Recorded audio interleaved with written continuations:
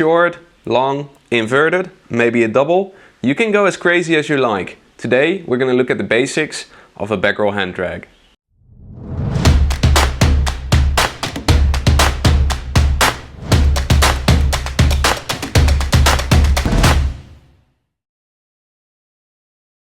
So before we dive into this trick, there's a couple of skills that might come in handy. For instance, the darkslide. The darkslide has exactly the same kite steering, so getting that one down and dialed is going to help you hugely trying this trick. Then obviously you also have to be able to do a back roll, but yeah, I think that's kind of obvious, right?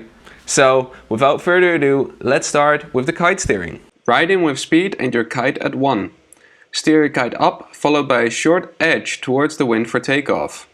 Pull the bar down on takeoff and continue steering the kite over 12. Play with the bar so you fly at an even level over the water. As the kite reaches 11, pull down hard on the bar to initiate a loop. Be sure to steer hard and keep the loop as small as possible. Prepare for landing on a downwind course. Follow the kite as it flies through the wind window. Ride out on a crosswind course with kite at 45 degrees. So when steering the kite around like that, control is the key. And how do you get more control? Because if I have my hand here and I pull, there's pretty much one steering speed I can initiate. But if you put the power line between your index and your middle finger like that, it's going to help you a lot, giving extra control and extra steering possibilities. Also, you want to steer your kite in one continuous move, so don't stop all of a sudden, because the speed of the kite is actually what creates the lift. If you start steering the kite back, most likely you're going to get dropped into the water, and that's something we don't like. So once you're going, you're committed. Finish it. So let's have a little closer look to how you actually take off and how to get inverted.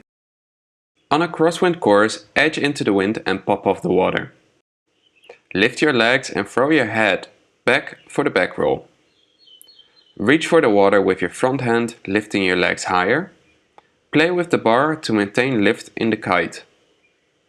As the kite reaches 11, steer hard for a loop.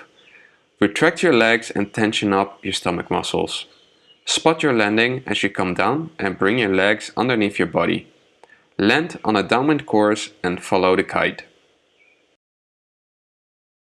So looking closely at this trick, you might be thinking, Steven, beautifully executed, but how am I going to get that inverted? I've never done an inverted trick in my entire life. Don't worry, you don't have to go inverted for this trick. You can also just rotate around your axis with the back roll, which makes it a lot harder. If you find loop scary, you don't have to loop. Nothing in this trick is really mandatory, and you can always take the steps accordingly to what you feel comfortable with. So now we get to the common mistakes. And one thing you'll often see when trying this trick is that midway the trick you're going to fall into the water.